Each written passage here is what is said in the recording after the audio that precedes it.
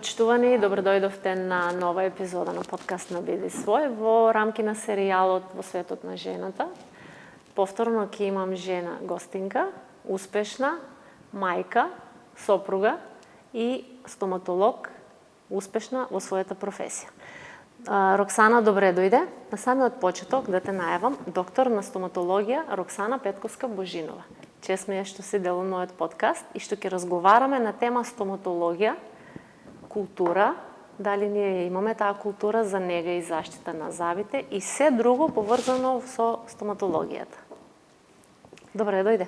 Добро ве најдов и благодарам на поканата. Се надевам дека ќе биде темата интересна за вашите следачи. Да, и се надевам дека ќе одговориме на повеќе прашања кои ги засегаат и гледачите, и граѓаните, но јавно не се разговара за таа тема. Например, дали ние имаме култура за нега, хигиена и грижа на зъбите. Стоматолог сте повеќе години, може да ми кажете колку години сте во стоматологија? 23. 23. Да. Кое е вашето мислење? Имаме ли ние граѓаните основна култура за нега на зъбите? Тоа е тешко прашање да се постави на стоматолог, бидејќи ако треба да бидеме искрени, може да кажем дека не е на завидно ниво. Така. Секој ден се среќаваме со ситуации на ниска култура во смисол на лоша хигиена, така, на нередовна хигиена или ајде да кажем неправилна хигиена. Јас на тој начин ги коригирам моите пациенти. Да. Секако не со директни критики. Ама не е целта да критикуваме, но факт е дека културата не е на ниско ниво, не е на завидно ниво и со таа цел го правиме и овој подкаст, да ја подигнеме малце свеста за таа основна нега на зъбите. Сите знаеме, се негуваме телото, лице, зъби, нели се тоа, но некако зъбите се на последното скалило. Зошто е тоа така? Што мислите? Дали фали едукација на народот за тоа? Или уште од мали треба да им го наметнеме тоа правило? Дали тоа потекнува од дома, од самата фамилија, од начинот? Првично, како и сите други навики, нели? Првично навиките и за хигиена, и за правилна хигиена, а и за редовна посета на стоматолог. Мислам, тука тие се две различни работи, кои што се многу битни и се во склоп на таа, како што рековте вие, здравствена култура. Не е на завидно ниво, бидејќи не е застапена превентивата доволно, јас мислам, во нашите простори. Во која смисла тоа? Во смисла во институциите, во училиштата не е доволно застапена, во градинките не е доволно, се прават некои напори, има некои програми кои што се применуват. Ние како индивидуалци, јас и моите колеги, се трудиме да го подигнеме тоа ниво, секојдневно сме соочени со ситуации, многу е честа појавата на кариеси, кај малите деца? Секако и кај возрастните веќе, ама жално е кога е кај малите. Јас има една ситуација, како пред години, како помлад стоматолог, пред да станам родител, имам ситуација, приметив дека многу од децата кои што доаѓаат од странство, бидејќи знаеме сите дека доаѓаат и тие често кај нас. Иселеништвото е дел од нас. Летно време сите се тука. Инциденцата, присутноста на кариес е многу помала. Беше помала во споредба со присутноста на кариес кај нашите деца, ако може сега за децата да зборуваме конкретно. Сама си го поставував прашањето, на што се должи тоа? Дали на поубава храна, на поубава вода, дали, на што се должи, нели сметаме дека имат повисок стандард, ние нели мислење дека имаме понизок стандард во секој смисол, ама со текот на годините, со добра превентива, еве конкретно јас кај моите деца и кај децата на моите блиски и пациенти, кои што знам дека редовно одржуваат и правилно хигиената, можам да се пофалам дека појавата на кариес е на многу ниско ниво. Така да превентивата во смисол на добра хигиена, на правилна хигиена, правилната исхрана и секако редовните посети на стоматолог, направија барем во мојот близок круг на пациенти, каде што пак ќе кажам сум сигурна дека тие мерки се применуваат, дека има ефект. Ние не е до стандард, стандарти си имаме, може да се пофалим. Да.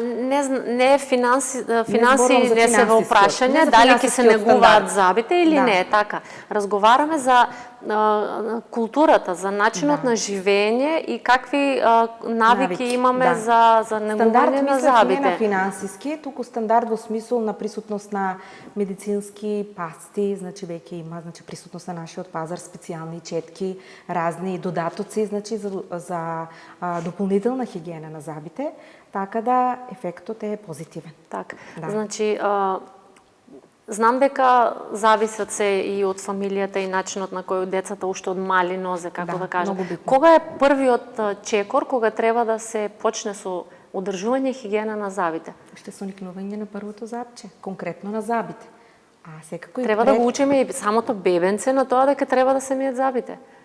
Родителот, да не кажам само така, мајката, родителот, уште, па може да кажам и пред никнување на самото запче, одржување на оралната хигиена. Хигиената во устата треба да биде застапена. Прво, превентивно, за да биде здраво, бидејќи устата е првиот отвор на телото. Мислам, тука е првиот влез на сите бактерии, на сите нечистоти и преку телото, и ако во идеални услови ги чуваме, значи треба да се одржува хигиената. Веќе со самото никнење уште на првото запче има специјални четки, баш тоа што го спомнав, значи има специјални четки на кои што се има нагласено за која возраст, за која возраст. Овде би ги спомнала и градинките. Таму се, децата го поминуваат поголем дел од времето. Претходно имавме гостинка, директор на градинка. Таа ни спомна дека во рамки на таа програма и грижа за децата вклучува и тоа да се учат како да се мијат забите. Кое е вашето мислење?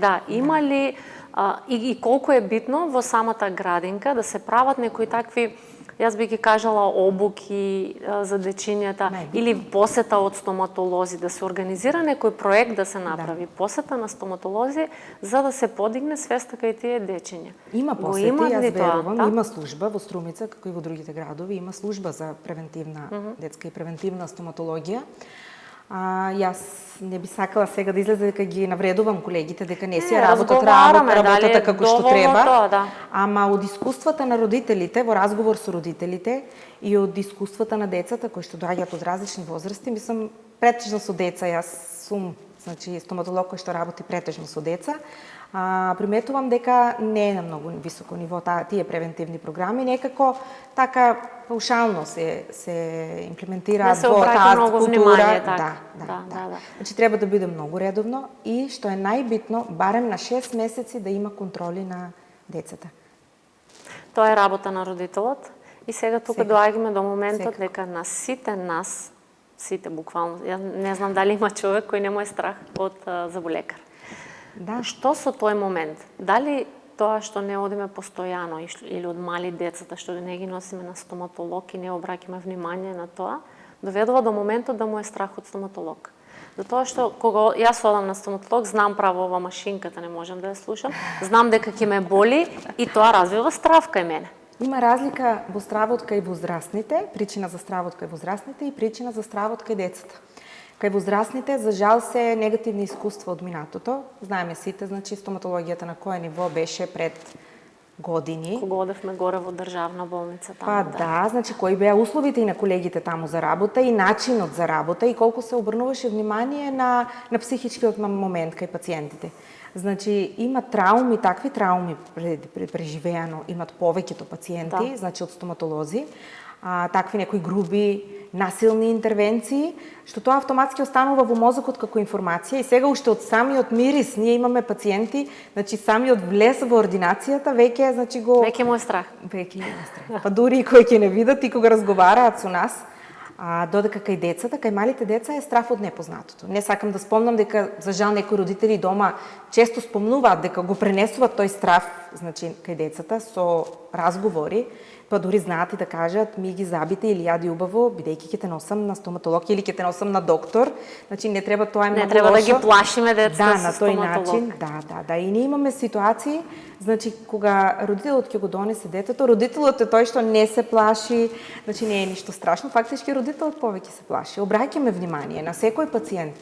Значи секој пациент е индивидуален. Конкретно во мојата ординација, јас со мојот тим, значи отделуваме многу време, значи еден цел термин, може да кажам првично закажуваме за земање анамнеза, значи разговор со пациентот, за неговите очекувања, за неговите стравови и тој психички момент, значи да биде надминат тој страв, барем колку што може. Да, тоа сакав да те прашам, што ќе се случи, еве и јас имам страв од заболекар, не е нешто тајна да ја кријам. Кога ќе дојде пациент кај тебе и страв му, едноставно не можеш да соработуваш со него, не може да работи назад. Што се случува? Дали имаш време, трпение или имате некоја процедура како се надминува тоа, под кој ќе биде смирен пациентот се става на стол?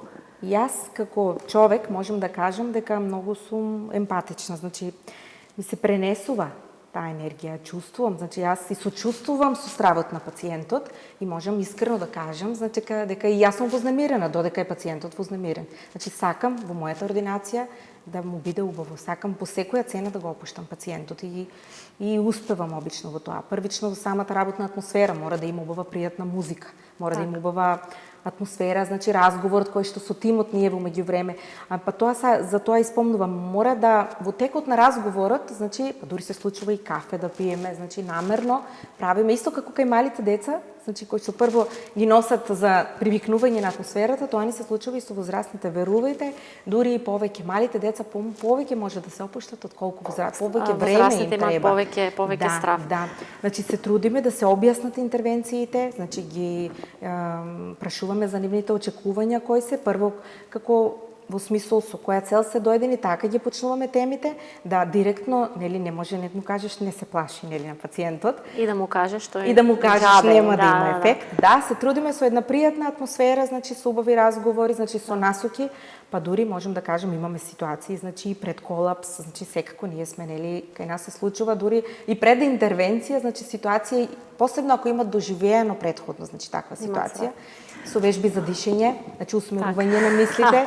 Да, јас практикувам јога, там вежбам. Сериозни ситуации има кај вас. Интересно е да дојде кај вас да се гледа еден ден како ви функционира и какви се стресови доживувате вие заедно со пациентите. Имаме пациенти, значи се мери притисок, значи доколку има, значи пробуваме на некој начин, значи пак ќе кажем да се усмери вниманието, да се разговара на таа тема, да се опушти пациент, па дури со примена на вежби на дишење, усмерување на мислите и верувајте многу помага. Да. Доктор, ќе го вреднуваат ли тоа пациентите? Знаат ли да го ценат сето таа посветеност што имате вие на пациентот и не по секоја цена да го седнете на стол, да му направите зап и се наплаќа и ајде пријатно, ако гледате и психички да се опушти и да биде задоволен, но на крајот се, нели, да се обезбеди здрав преглед и здрава интервенција на завите. Знаат ли струмичани да го ценат тоа кај доктор?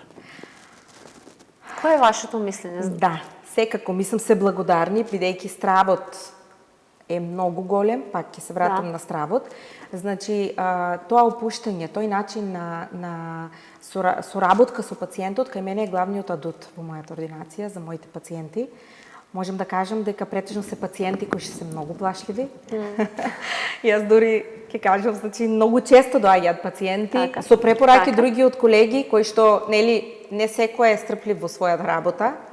Некој е повеќе заинтересиран, значи за потехничкиот дел, така да не може го нема тоа трпение, па знаат да ги усмерат кај мене, исто и малите деца, така да значи има голема благодарност, се гледа тоа, се приметува, значи кај пациентите, така да јас имам пациенти кои што со години, со генерации, веќе имат и други генерации кои што доаѓаат нивните деца, после ги носат, значи за да го надминат тој страх. Значи сепак знаат да ценат посветен доктор и квалитет.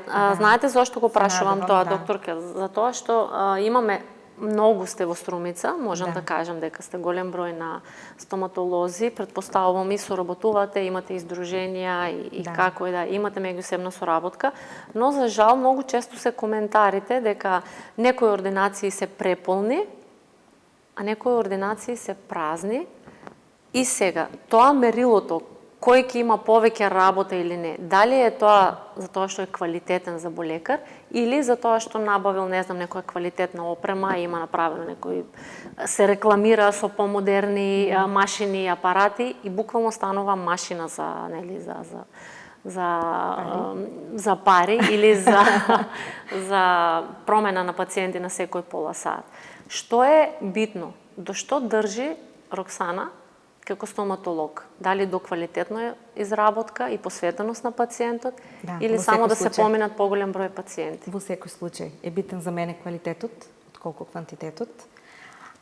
Значи, има една работа за која нас не научија на факултет, додека бевме на факултет. Тоа е како да правиме пари. Значи, тоа менаџерскиот дел. Па дел од менаџерскиот дел е, значи тоа што е многу битен дел секако. Так. Пред се, моите генерации научија како да помагаме како лекари на пациентите, баш тоа што ви спомнавте. Од моментот на опуштање на пациентот, веќе до техничкиот дел, веќе до изработка на интервенциите за кој конкретно квалитетна интервенција за која е дојден пациентот. Конкретно, јас како стоматолог можам да кажам дека тоа ми е најбитниот дел. Значи, јас можам да се декларирам како биостоматолог. Стоматолог кој што пред се гледам да го зачувам, да го очувам здравјето на пациентот. Има пациенти доаѓаат со некои фикс идеи, со некои естетски интервенции, со некои замисли за своите заби, значи, или им е обеќено некои, значи, ситуации, а не може да се изведат некои ситуации. И по цена на тоа да помалку пари кошта интервенцијата која што сега да ја изработам, јас во секој случај пред се ми е правилно тоа што е највистинскиот избор да го направам по правилата и по протоколите по кои што се учени во текот на моето студирање. Да, прашав за тоа, затоа што ако секој еден стоматолог, сега не ме е целта да критикувам, јас не сум била кај сите стоматолози во Струмица, но само пренесувам мислење, нели, од луѓето што се во Струмица и во околните градови. Не е поентата само да се отиде таму пола сат, страв, не страв, ќе те наседнат, ќе направат зави и чао, пријатно. Ако се има подобар пристап, на крајот се враќаме на тоа, ќе има ефект, но ќе имаме и помалце страф од стоматолог, ќе имаме и почести контроли, ќе има поголема посветеност на самиот пациент. Ако вие сте посветени комплетно на мене, и ако ми кажувате дека на секој 6 месеци треба да доаѓам на контрола, со цел да не плаќам јас многу пари за после 2-3 години за поскапи пломби, тоа многу би ми значило на мене. Дали таа етичка страна ја гледат стоматолозите кај нас? Или веќе се преобрнато кон пари и менаџирање на самите стоматолошки ординации? Како што спомнавте, има многу стоматолози. Секој работи на свој принцип, секој изработи со своји замисли, секој функционира различно.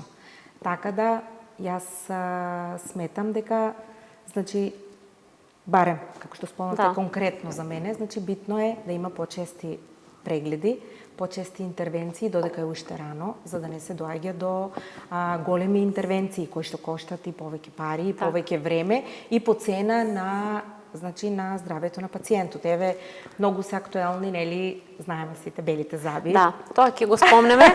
Претходно само нека биде тоа еден апел, едно заокружување за сите родители да внимаваат на своите деца, да ги носат навремено на контроли и на прегледи, за да не имаат тие деца страф од стоматолози. Не е страшно да се оде на стоматолог, да имаат здрави навики.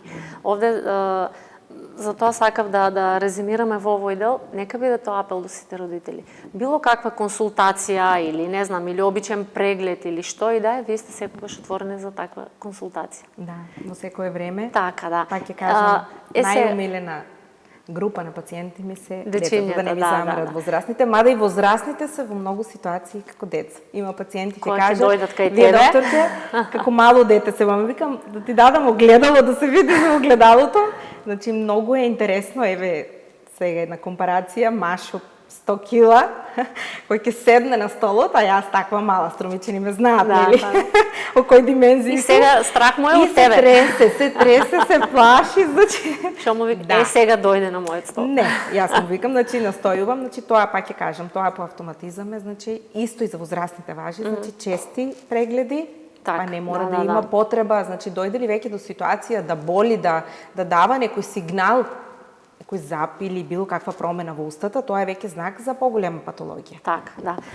Сега, што се случува со денешниот тренд? Сите сакаме да имаме холивудска насмевка, бели заби. Претпоставувам има и кај вас пациенти, доаѓаат. Дали по секоја цена ние мораме да си направиме бели заби? Значи, како што секој ли треба да има? Забите се огледало на лицето. Само има таква една поговорка, јас се согласувам со тоа. И на сите пациенти, значи, спомнувам дека убавите и здрави и бели заби, природните бели заби, во секој случај се најубавата холивудска насмевка. Тоа што природата ти го дала, тоа треба да се негува. Сега, за жал, пак ќе кажам од причините кои што претходно ги спомнавме, многу често од пациентите немат убави насмевки, каде има големи пломби, каде има неправилна хигиена, каде голем број на пациентите имат недостатоци во смисло ортодонтски аномалии, па дури и заби кои што им недостасуваат. Значи има повеќе категории. Ама да ги спомнеме таа категорија на пациенти кои што имаат здрави заби, убави заби, а сакат бели насмевки. Што значи, тоа ми беше муабетот. Еве јас сега да дојдам кај вас и сакам еве холивудска насмевка. Што би значило тоа за моите заби? Мислам дека не се доволно едуцирани, посебно сега помладата генерација. Сакат брзи сакат бели заби. Но што значи тоа за самиот зап, за мојот зап? Зависи, значи има повеќе интервенции за да се дојде до бели заби, најчесто белењето на забите, мислам како интервенција го бараат пациентите. Значи здраво ли е тоа? Па не може да се каже, во секој случај се става хемиски препарат на забите, значи се третира забот, ама се реверзибилни, значи се повратни процеси. Самото искуство наше, значи покажува дека нема големи промени, значи на забите нормално, иначе толку многу често е тој тренд на белење на заби, значи ќе има пациенти со многу без заби до сега. Да. Така да нема секој пат ист ефект, има различни начини на белење на забите и од тоа зависи дали се прават оштетувања, дали е штетно или не е штетно, доколку правилно се изработи, значи во ординации со проверени, значи препарати, со контрола на лекари, значи и затоа јас го преферирам професионалното белење на заби, за разлика од домашното белење на заби. Имаме многу меѓу колегите дискусии, значи има различни... Чека сега, како домашно белење на заби? Има и домашно белење на заби, значи со препарати за домашно белење на заби, со помал процент, значи на хемиски препарат. Демек да поминам малце поевтино? Не за поевтино, баш исто тоа што пациентите не сакат многу да бидат во ординација, од истата причина што е стравот. Добро. Да. Сакат дома да го прават, па дури и по некои значи има ситуации каде што белењето домашно знае да даде по-бели ефекти, по-бели заби, ама колку по-бели со хемиско белење на забите, толку по-оштетени заби. Тоа што го спомнавте претходно. Во секој случај во ординација, значи по кратко време е изложен значи забите на хемиското средство и ставаме ние специјални препарати после тоа за обновување на реминерализација значи, на емајлот. Да не експериментираме дома. Најдобро е посетете за Има препораки, има начини ама не можеме како, се извинувам, ама не можеме да кажеме дека на сигурен начин ги применуваат пациентите тие методи. Има и други методи. Конкретно, значи, во ординација многу често ги работам, значи, композитни ламинати. И тоа мора да направиме разлика. Јас ги мешам, не сум стоматолог на крајот, од се докторке. Ламинати, коронки, вештачки заби, што се случува со тоа? Дали е тоа некој тренд сега? Секој втор човек си прави нови заби, тренд е повеќе или навистина од здравствени причини сите го прават тоа? Не од здравствени причини, значи најчесто е тренд од естетски, значи причини. За мене е незамисливо здрави природни заби, млади, убави заби, значи да се состружат. Се трудам сега јас и со лаички називи, нели? Да, па баш тоа. Кога ќе видиме некој екстремно бели заби, тоа значи дека не се неговите заби. Да, најчесто да. Значи, најчесто е таа ситуацијата.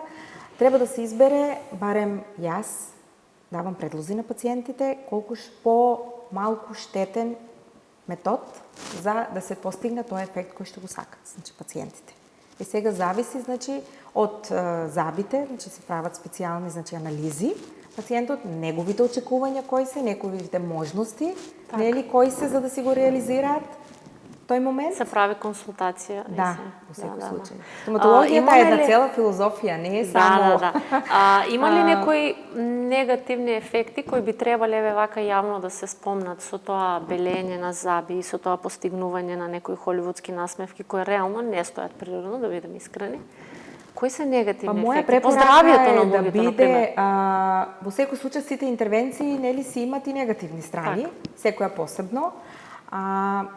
Прво и основно, како прво, да го спомнам кај пациентите, јас сакам да биде природно. Природноста да се запази, значи кај пациентот, да не се смени неговиот идентитет и за тоа да се бират помалку инвазивни методи. Значи, пациентите сакаат и потрајни методи. Значи, најмалку инвазивни се сепак прво, убавото полирање, редовното чистење, значи, на зъбите, кое што се прави исто професионално чистење на зъбите, како основна мерка која што треба да се применува. Так, ве слушаат ли? би го спомна, Ве слушаат ли пациентите или одат по секоја цена, прашуваат на секаде, па каде најбрзо? Обично тоа што си го имат замислено, тоа и си го бараат. Пак ќе кажам, сакат брзи ефекти. Така да ние се надоградуваме, значи, и аз конкретно барав исто, бев многу колку пациенти имам одвратено од стругање на зъбите, значи дојдат, сакат да ги состружуваат зъбите за да стават бели, тоа што спомнате и вие, значи коронки, циркони, значи тоа е многу актуелно, порцелански ламинати, значи тоа е многу актуелно. Но да потенцираме е и штетно. По самите зъби. Значи стружење на зъбот, одзимање на зъбна супстанца.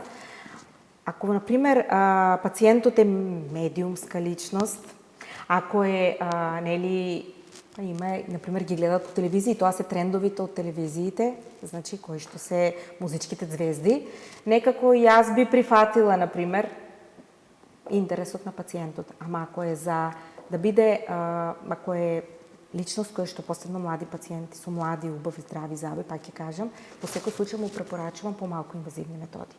Пак ќе кажам, убава хигиена дома, убава редовна професионална хигиена, следен чекор во ординација, белење на зъби, во секој случај не можам да кажам дека не го препорачувам, доколку пациентот веќе има толку голема желба, само што за жал е краткотрајна траењето, значи ефектот е, значи секоја година треба. Тука веќе препорака се ламинати композитни, тоа што спомнав, што може да кажам дека е моја специјалност на некој начин, мислам некој најголем интерес имам за тоа, бидејќи брзи ефекти баш тоа се постигнуваат, без состружување на зъбите. Но се треба да биде во рамките на тој кодекс докторски, да се заштити прво здравјето на пациентот, а потоа се друго.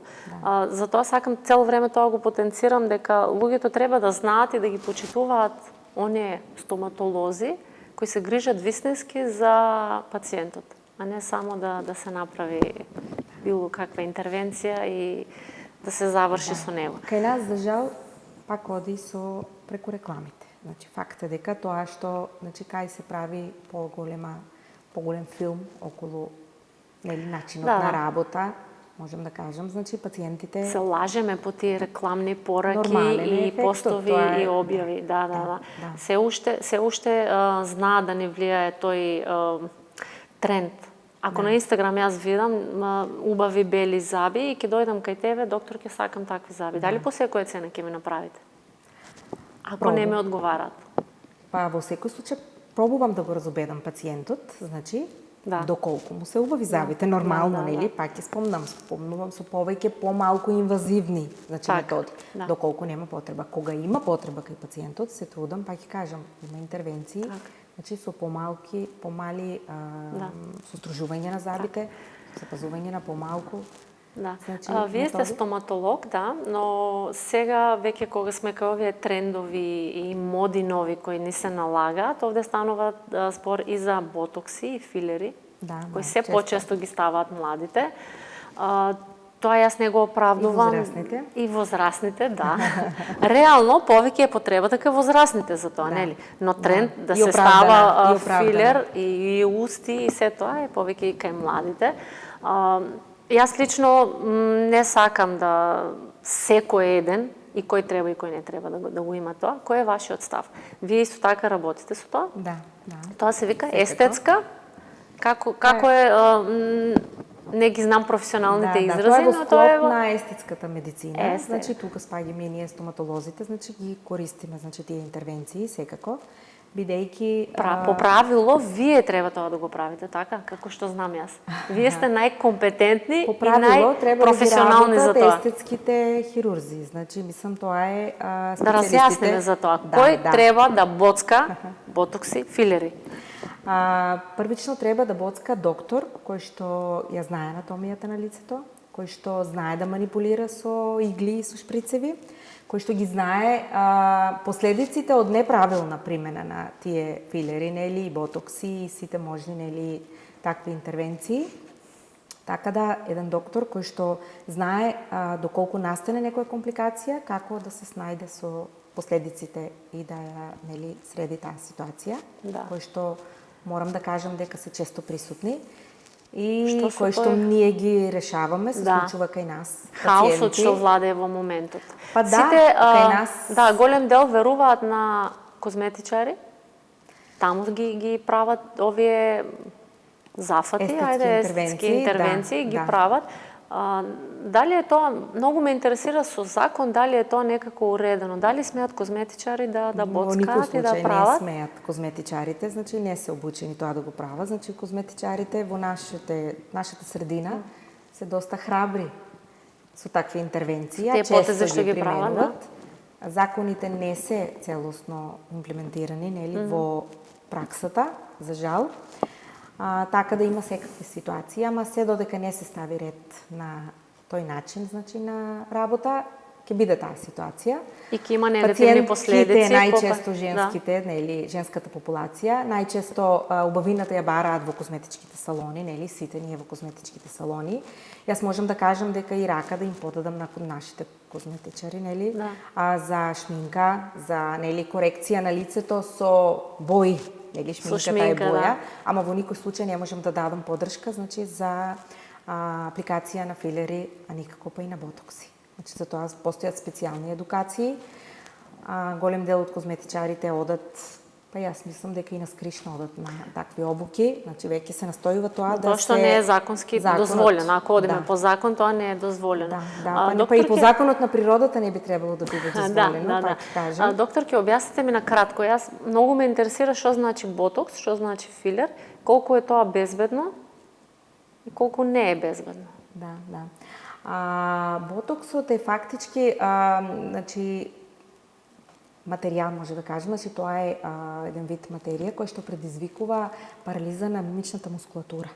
Конкретно, значи, целта е да се намали таа активноста на мимичната мускулатура на лицето конкретно, за да може тие црти кои што се предизвикани бразди на лицето, значи, за да може со староста? Да. Јас може малце по така го... Знаеш зашто ве прашувам? Што ќе се случи ако претераме со дозата, нели? Доза ботокс. Ако јас не знам за доста, си ставам повеќе од колку што вие сметате дека треба. Кои се последиците по тоа? Последиците се не само од колку треба, туку и на кој начин се аплицира. Јас, значи, се менува цел еден личен опис, значи, на пациентот. Значи, тоа треба многу внимателно да се работи. Значи, има специјални зони каде што се аплицира, колку се аплицира. Значи, буквално се менува целата мимика. Значи, тоа треба да биде убаво испланирано, убаво замислено, за да биде ефектот поубав, да не биде по-неубав ефектот. Да, за жал гледаме на социјалните мрежи многу негативни. Да.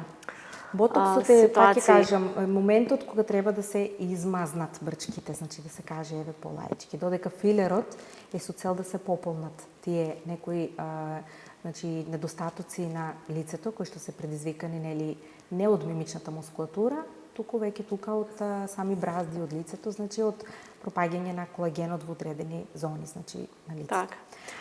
Но се тоа треба да биде умерено во секој случај. И треба да биде во консултација со стручен доктор, специјалист за тоа, а не да веруваме на секој еден.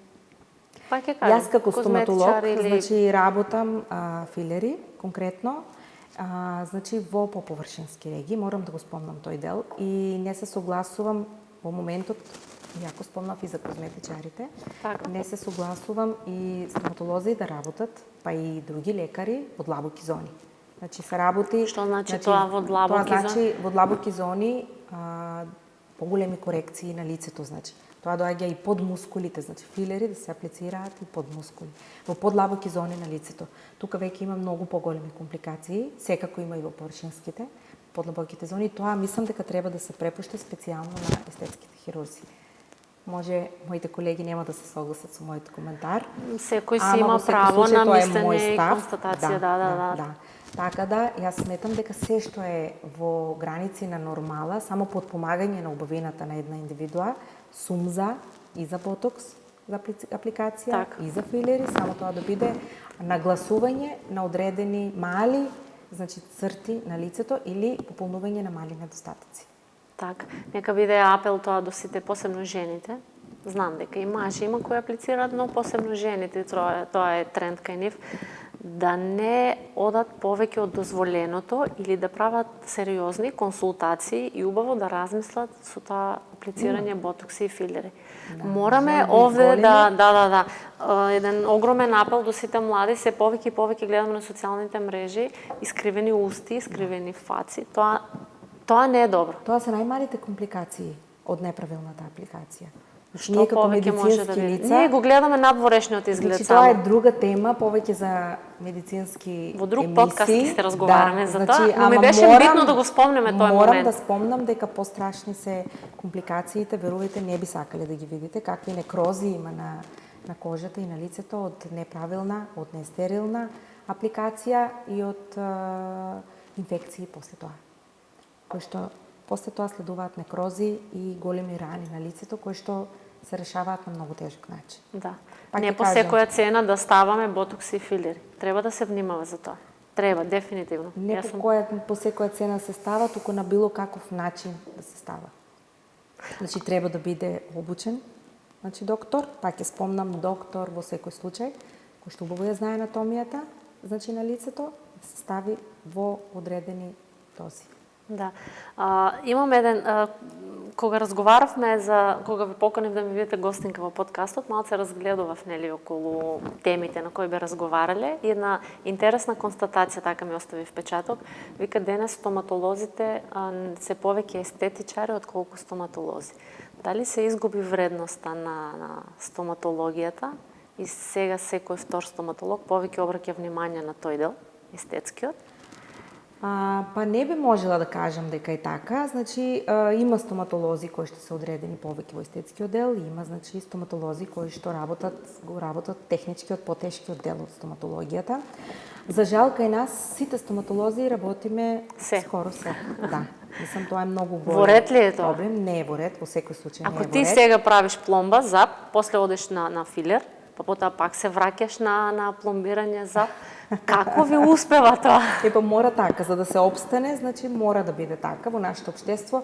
Колегијалноста не е на многу заветно ниво, за да можеме ние да ги делиме интервенциите на кој што му лежи повеќе за и да се организирате работа, во тој дел. И да се организираме, ние соработуваме, значи во секој случај јас морам да кажам дека соработуваме. Значи колегите меѓу себе си препраќаме пациенти за одредени интервенции, ама воглавно значи се работи се. Естетската стоматологија или медицина, нели, ние веќе навлегуваме конкретно еве со филерите, веќе во естетската медицина, е барана денес, само во секој случај, барем јас настојувам и здравието на забите да биде пред се. Мислам да биде, да се работи, претечно да го работам тој дел. Не би сакала да коментираме директно за цени, да спомнуваме цени колку кошта едно, не знам, правење заби или тоа, но еден податок морам да го спомнам. Сите тие, еве сега сме летен период, и селениците си доаѓаат овде и си ги прават сите корекции на заби или се тоа што треба да се обнови кај забите, доаѓаат и си ги прават овде забите. Дали стоматолозите во Македонија се помалце вредни, па наплаките помалце од овие, например, во Германија? Зошто доаѓаат овде да си ги прават забите? Што се случува? Во однос на цените, секако дека цените се многу пониски. Тоа е нормално. Во смисол на квалитетот, можем да се пофалам дека стоматологијата во Македонија е на многу високо ниво, ама за жал трендот на цените и стандардот на цените е многу низок. Дали е тоа од наша недобра организираност? Значи, стално е таа тема, значи, на меѓусебните состаноци кои што ги имаме ние меѓу нас стоматолозите. да се оди со некои унифицирани цени и се правеа напори, значи секакви. И сега, значи веќе некако има иницијатива од нашата комора, стоматолошката комора, значи ни дадоа цени, минимални цени по кои што треба да работиме, барем зборувам за приватните интервенции. Ние имаме нели соработка со фондот, значи тука веќе тие цени ни ги диктира фондот конкретно, ама и одредени интервенции само се работат во фондовските, значи интервенции, значи во фондовски цени. Кога зборуваме конкретно за приватните цени, веќе се оди значи на минимални цени кои што се препорачливи. Значи ќе се оди на тоа да се подигне нивото на цените. На пациентите знам дека тоа не им одговара, ама значи за нашето долгогодишно образование, искуство, значи мислам тоа мора да биде вреднувано со цени колку што доликува. Стоматологијата учевте 6 години, така? Да, конкретно мојата генерација 6 години, 12 семестри. Исто е во Германија. Трудот е исти? Да, и на Зошто материјалите се исти. Материјалите се исти, зошто тука тој да дојде да му се направи, не знам, 100 евра да даде, а таму да даде 1000 евра или некоја таква слична компарација. Една нула плюс сега. Мислам дека овде треба да се разбуди малце свеста и кај вас стоматолозите, но и сите тие институции кои се засегнати, да се подигне на некое повисоко ниво, да се вреднувате повеќе. Затоа што вие се грижите за нашето здравје. Вие сте тие кои се грижите за нашето здравје и ние сме нели огледало на стоматолозите. Ако сте вие задоволни, ќе имаме и ние убава насмевка. Тоа е еден круг кој се затвара. Секој стоматолог си ја прави веќе политиката во својата ординација. Имате ли право секој самостојно да одредува цени? Да. Значи секој има право. Пак ќе спомнам, значи веќе се оди на тоа да има минималната цена да биде унифицирана. На таа цена веќе пациентот си го вреднува својот труд во зависност од повеќе услови. Ама баш од таа причина, значи присуствуваме на многу едукации, воведуваме нови методи, значи со цел нормално тој бизнис дел. Тоа што го спомнав, значи на факултетите не учеа како треба да ги менаџираме, значи нашите цени, како да го менаџираме, да го вреднуваме нашиот труд. Тоа со години се бориме ние самите. Така да, затоа и присуствуваме на многу едукации, значи и тоа се кошта? Тоа се кошта. И мислам дека како приватно си го плаќа. Како и во сите други гранки од индустријата, не знам, и угостителство секој е на некој начин незадоволен од плата и од се. Мислам дека и кај вас постои некое незадоволство во однос на цените. Така барам слушам што се случува. Незадоволство постои, но ајде, нека биде тоа апел да се изнајде некое решение за да може да бидете вреднувани. Сепак станува збор за доктор стоматолог кој е битен фактор во самото општество. Кој што улагаме значи секојдневно во нашето значи образование. Секоја посета на некоја нова обука ги отвара нашите хоризонти и за нашата работа, за подигање на нашата кариера, баш со таа цел да се наоѓаат нови интервенции кои што ќе бидат интересни за пациентите, за да ги стимулираме. Пациентот треба да биде добро мотивиран за да си го плати тоа убаво како што треба, нели, за својата интервенција. Вие сте, како што можам да забележам, во моментот сте во една конкуренција меѓу самите себе, нели? Кој подобра технологија ќе донесе, кој повеќе ќе направи за да добие повеќе пациенти и да има поголема заработка. Нормално, тоа е тренд што го има во секој бизнис, нели? Не само во стоматологијата, а конкретно од медицинските науки, стоматологијата, барем јас во тие 20 години додека сум во тој сектор, значи во стоматологија страшен бум. Значи ние почнавме со машини, со ортоми, не знам колку ги знаете вие, значи се сеќавам кога бев мала, значи таму ни е страв за волекарот, таму. Почнавме значи со такви столови, сега веќе за 20 години сме стигнани до дигитализација, значи со скенери. Но сето тоа дали ги прати и цените? Вие инвестирате, но дали ги прати трендот и цените и вие да го наплаќате тоа? Знаеш зашто ве прашувам, докторка, дали имате некое искуство, сигурно имате колеги од странство? Пријатели, колеги, другари. Какво е нивното искуство таму? Дали се малце позаштитени од самата држава и од самиот систем во однос на работењето? Тие си имаат своји борби, значи и таму има негативни страни, во секој случај се заштитени. Значи тие се нивниот труд, тоа што спомнавте вие, е многу вреднован и тоа со генерации, значи и со години, така да и самите пациенти се свесни, значи дека треба да си платат за интервенцијата која што ја имат добиено. Кај нас, значи беше државно здравство. Значи јас сум еден стоматолог кој што живее во транзицијата, значи почнавме од државно здравство, се премине во приватно здравство, каде што во државното здравство не се наплаќаа стоматолошките интервенции, ама може да кажам дека и нивото на стоматологијата беше на тоа ниво како на што кое си беше. што беше. Да. Со тие трендови, со таа модернизација на стоматологијата, значи можам да кажам дека оди бум во развојот, ама не оди бум во цените. Ние се трудиме во секој случај, барем јас, знаеме ние која е куповната моќ на пациентите, да им излеземе во сусрет на ситуацијата на која што е. Да, платежната способност, така како што. Да, значи, се Но трудиме, ама во секој реални. случај треба да ги наплатиме. Так. И ги наплаќаме. Сега пациентите ќе кажат, да, се наплаќаат. Имаме ситуација сега, например, веќе пример конкретно за пломбите. Значи имаме ние пациенти кои што се осигуреници, мора да им се објасни дека има разлика, значи во типот. Не можеме ние во ординациите, значи веќе не можеме да работиме со неквалитетни материјали во никој случај. Барем јас во мојата ординација се работи секога со висококвалитетни материјали.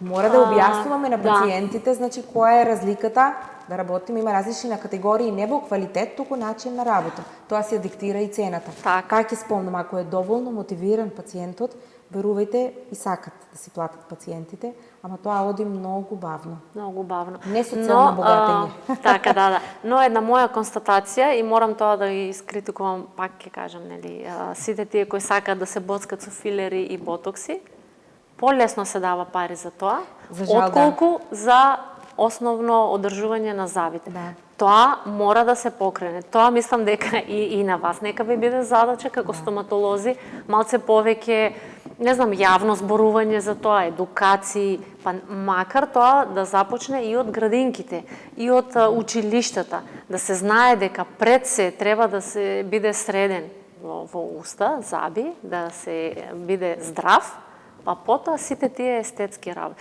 А ние кај нас, за жал, некако менталитетот ни обратно одеме. Прво се дотеруваме, се боцкаме филери, сега кој ќе ми кажеш пломба 2000, скапо ми е.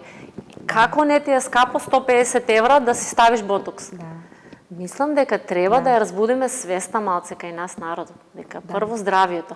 Така е, докторки. Прво здравието, битен им е надворешниот изглед, некако тоа е тренд. Менталитетот не е тоа.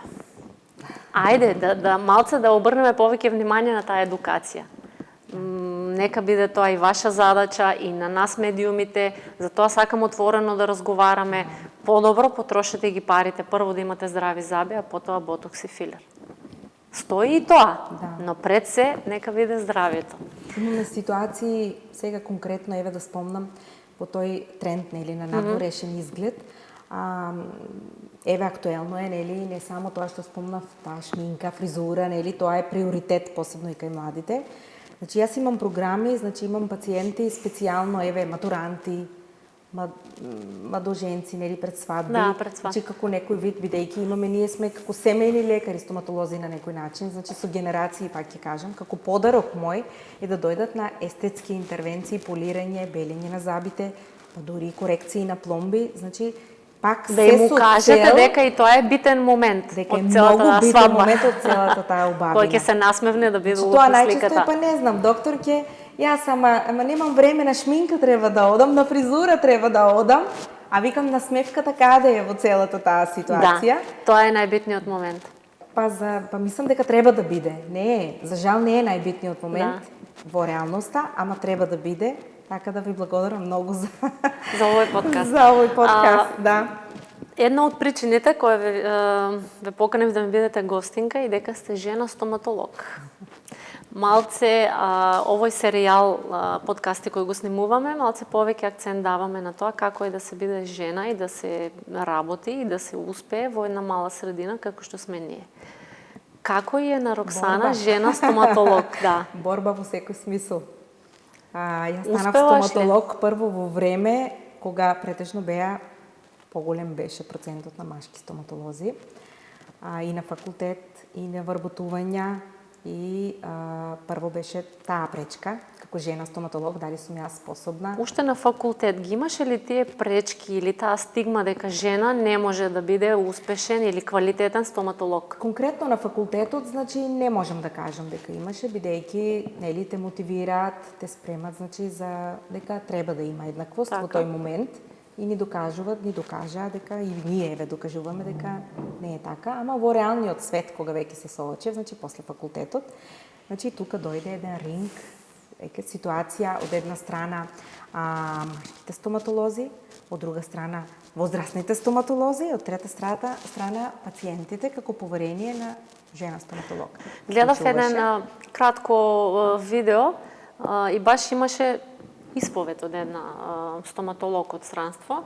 Вика ми се има случајно да доаѓа во ординација и прашува машко или женско е. Да. Ако е женско, се враќа.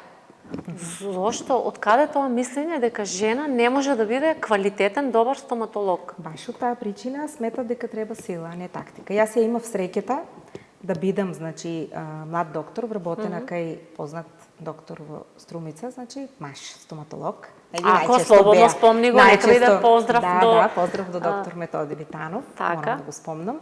Значи, он беше и уште мислам дека работи, значи стоматолог кој што мојата самодоверба ја подигна на многу високо ниво. Значи, со тоа што им докажуваше на пациентите, бидејќи јас кај него работев секакви интервенции, значи, ама он беше тој што ми даваше поттик во смисол дека му веруваа нему дека јас можам да ја завршам интервенцијата. И јас, значи тој беше главниот двигател кај пациентите, таа може. Конкретно во таа разлика маж и жена, ако веќе зборуваме конкретно за тоа. Друг мој ментор е доктор Даниела Бонева, јас морам да ја спомнам како студентка, значи јас редовно одев додека моите колеги одмараа летото и по одмори и се, значи јас морам да кажам дека бидејќи праксата за жал ни беше на многу ниско ниво додека студиравме, значи јас одев и практикував стоматологија во нејзината ординација. Значи, така да јас кај доктор Методи Витанов веќе бев спремен стоматолог. Значи, со доктор на стоматологија, значи, буквално обучен за да работи општа стоматологија. Тој многу ми помогна и сум многу благодарна на тој момент, значи, кога влегов во тој ринг и таа разлика на машко и женско стоматолог. Во сите тие предизвици кои се исправува пред тебе во текот на и едукација, нели, образованието и почетоците на работа. Дали имаше момент кога сакаше да се откажеш од таа професија? Да кажеш, не сум јас дефинитивно за тоа што сум жена, ќе се повлечам, ќе работам нешто друго. Имаше ли момент таков? Има такви моменти и ден денес после 20 години искуство се преиспитувам дали, ама секогаш останувам на тој одговор дека и да треба пак ќе бидам стоматолог. Таа желба уште од моите другари кои имаше различни желби, голем дел од нив и нема желби како е професија би биле. Уште од 6 години имав таа желба. Во текот на мојата професија основав и семејство. Во истиот момент кога ја основав мојата ординација, која што веќе 20 години функционира, го почнав, значи, мојот брачен живот со деца и имаше многу тешки моменти. Беше огромен предизвик. Да. Многу често знаат да кажат дека жена, ако сака да се посвети не само да биде стоматолог, било што и да биде успешна, треба да ризикува семејство, деца, брачен живот. Не можам да кажам. Бас семејството ми беше и ми е поттик за да бидам уште по-успешен стоматолог. И ми е голем предизвик да работам таа професија, голема радост, така да има моменти, ама пак ќе кажам, пак ќе се вратам, значи на истото мислење дека пак кога треба пак би била стоматолог. Да. И сега ме интересира дали би ги советувала на твоите деца и тие еден ден да станат стоматолози? Па конкретно кога станува збор за моите деца, синот веќе е предодреден за својата професија, барем за школувањето во кој правец ќе оди со школување за, се надевам, одредена веќе идна професија. Конкретно кај нив, за жал, нема посебен интерес за стоматологија. Спомнувам за жал, бидејќи веќе како ординација која што функционира 20 години и плюс нивното образование би имали услови за сигурно работно место. Би било совет и за нив и за сите други млади. Во иднина, како сметате, каде би била стоматологијата или како се развива, дали ќе се подобрат условите за работа? Ако си ја сакаш работата, секогаш ќе биде убава и ќе биде предизвик голем стоматологијата. Конкретно пак ќе кажам, моите деца немат интерес, бидејќи јас ги пратам нивните интереси за тоа што им е нив интерес. Многу често знаат луѓето да ги лечат своите да. хирови. Јас сум стоматолог и децата мора да ми бидат стоматолози. Не, во никој Тоа случај. ми беше прашањето, дали ти како мајка инсистираш твоето дете да оди по твоите стапки? Во никој случај не форсирам јас некои мои идеи, нели, некои насоки, го пратам нивниот интерес. Имам кај мене стоматолози вработени, сум имала веќе повеќе стоматолози, значи можам да спомнам дека како одскочна даска е мојата ординација за некои, значи веќе за повеќе стоматолози, ама кои што се заинтересирани да ја работат стоматологијата, ама битно е да се има голема желба за тоа. Да. Како и за секоја професија, посебно стоматологијата. Како доктор на стоматологија, имаш ли некоја замисла или идеја или желба што би сакала да се оствари во делот на, не знам, на развојот на стоматологите во нашата држава? Што би било твојот предлог или идеја? Како да се подобри ситуацијата на стоматолозите во Македонија? Во секој случај да има добра соработка, како, на кој начин? Или што ви недостасува? Да. Ни недостасува подобра соработка. Тоа што го спомнав, значи и претходно. Не може еден стоматолог да работи се. Во секој случај, ние секој во струмица си тежне кон тоа што му лежи, тоа што му е приоритет за работа. Еве конкретно кај мене ми е приоритет естетската стоматологија. Не естетската медицина, естетската стоматологија. Јас соработувам, значи, со колеги, врвни ортодонти, орални хирурзи и немам никаков проблем да ги посочам моите пациенти, значи, во насоки како што треба. Бидејќи не може еден стоматолог да работи се. Секој си е добар во тоа што најдобро го знае. Би сакала да има прераспределба, би сакала да има подобра соработка, значи, ама за жал, тој индивидуализам, како во секоја бранша, во целиот живот, како и секаде го има и во стоматологијата. Тој човечноста. За жал, тоа се помалку го има, тоа чувство за заедништво, за заедничко добро и за прераспределба, значи, на интервенциите, конкретно стоматолошките интервенции. И за крај, како жена, успешна во својата работа, што би им препорачала на сите жени? Оние кои започнуваат со свој бизнис или кои работат, или кои се на прагот некако да се откажат или нешто се случува. Која би била твојата препорака за жена? Па со силна желба, со голем ангажман, со добра соработка, во секој случај има успех. Успехот е неизбежен. Да. Без обзир што сме жени. Ти благодарам на овој прекрасен разговор. Јас се надевам дека до гледачите допревме онака како што посакавме на почетокот на подкастот, да разбудиме свеста и за нега и хигиена на забите, да се грижат уште од мали за своите деца, да ги едуцираат, да ги учат се што треба да се направи, дека здравјето е пред се, а потоа останатите естетски интервенции да се направат, но и апел до сите тие институции, не знам, министерства и засегнати страни да се подобри состојбата на стоматолозите во нашата држава. Мислам дека сте вредни алки во нашето општество и треба ние пред се сами да ве вреднуваме, но и сите институции и целата држава. Ти благодарам. Се гледаме во некој нареден подкаст со други идеи и други теми. И со многу насмевки. И со нови насмевки. А дали јас ќе си ставам таква холивудска насмевка, дали докторката ќе интервенира, ќе видите наредните подкасти што ќе се случи.